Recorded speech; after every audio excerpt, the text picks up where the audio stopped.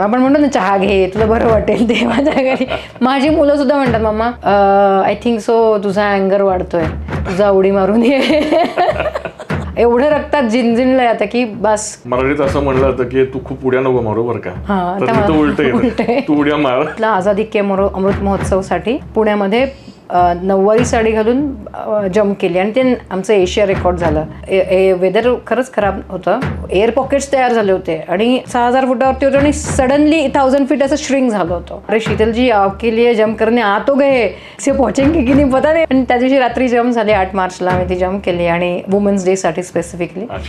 मग दुसरी जम्प जी केली नऊवारी साडीतली गेली, ते फुल आपली हेअरस्टाईल. आपली नऊवारी साडी म्हणजे काय कुठे सगळ्यात भारी.